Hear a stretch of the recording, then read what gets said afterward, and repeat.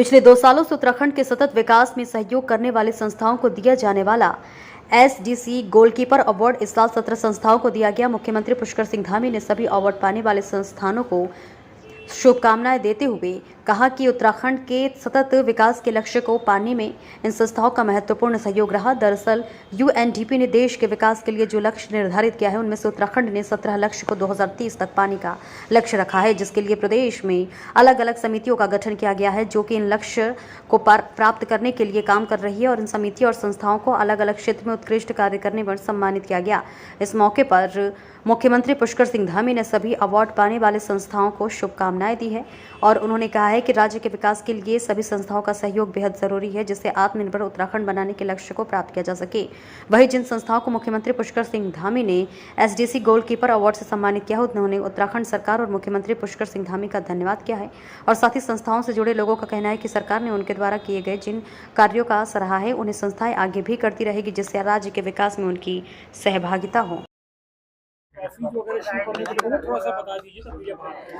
नहीं, प्रत्येक जनपदों में एसडीजी की ट्रॉफी रनर अप और विनर अप दोनों जो है ये प्रारंभ की जाएगी, जिससे निश्चित रूप से सबके अंदर और प्रेरणा आए और तेजी से लोग काम करें और सबका प्रोत्साहन हो। इस क्षेत्र में काम करने वाले लोग सभी आगे आएँ। वैसे हमारी संस्थाएं, बहुत सारे व्यक्ति लगातार सतत विकास लक्ष्यों को प्राप्त करने की दिशा में अपना योगदान देते हैं। हम चाहते हैं कि पूरे प्रदेश के सभी लोग आगे आकर इस दिशा में अपना योगदान दें और हमारा राज्य अग्रणी स्थान प्राप्त करे। वैसे भी हम 21वें स्थान से आज 9वें स्थान पर सतत विकास के लक्ष्यों को प्राप्त करने में हम तेजी से आगे बढ़े हैं।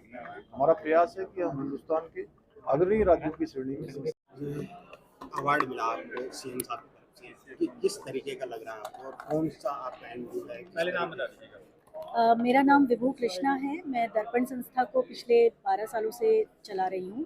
मैं अल्मोड़ा की निवासी हूँ और हम लोग सतत विकास का लक्ष्य जो संयुक्त राष्ट्र संघ का भी एक वो था और हमारे देश में भी कि हमको 2030 तक अपने 17 गोल्स और 9 थीमें जो हमें दी गई हैं उसको हम अचीव कर रहे हैं। इसको हम अपने प्रशिक्षण कार्यक्रम के ज़रिए, नुक्कड़ नाटक के ज़रिए, फिल्में बनाकर और कम्युनिटी बेस्ड काम करके कम्युनिटी रेडियो के ज़रिए हम इसको प्रचार प्रसार करते हैं। मुझे 16 नंबर का जो शांति, न्याय और बेहतर गवर्नेंस जो चला रही हैं उन संस्थाओं की तरफ से सम्मानित किया गया है। बहुत उत्साहित हूँ, बहुत खुश हूँ और कोशिश कर रहे हैं कि हमारे जो पहाड़ के खासतौर से जो दूरस्थ गाँव हैं जैसे पिथौरागढ़ है, अल्मोड़ा है, बागेश्वर है, तो वो बॉर्डर के जो गाँव हैं हम लोग वहाँ पर काम कर रहे हैं और वहाँ की महिलाओं और युवाओं को सशक्त कर 2030 तक हम सब लोग मिलकर कैसे इस लक्ष्य को पार कर पाएंगे इसके लिए अपनी बेहतर भूमिका दे रहे हैं। Thank you. की पुनर्स्थापना, पहाड़ पानी परंपरा की पुनर्स्थापना। हम लोग अभी समस्त उत्तराखंड में जन जागरूकता के जरिए और समाज को इकट्ठा करके कोशिश कर रहे हैं कि कम से कम हम स्वच्छ जल सब तक पहुंचाएं और जो हमारे परंपरागत जल स्रोत हैं, नौले, धारे, उनकी जल सुरक्षा पर ध्यान दें।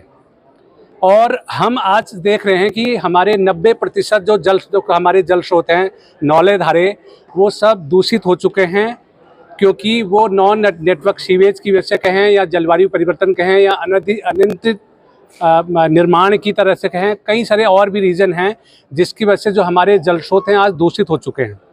और जो हमारे एक ज़माने में हमारी समृद्ध जल संपदा थी, उस जल संपदा को नौला फाउंडेशन का उद्देश्य है कि फिर से उसकी पुनर्स्थापना किया जाए और समस्त उत्तराखंड में आज अपने समस्त ये जो आज हमें जो एसडीबी अचीवर का जो अवार्ड मिला है, ये उस हमारी नौला फाउंडेशन कम्युनिटी को जो धरातल पे काम कर रही है उसको समर्पित है।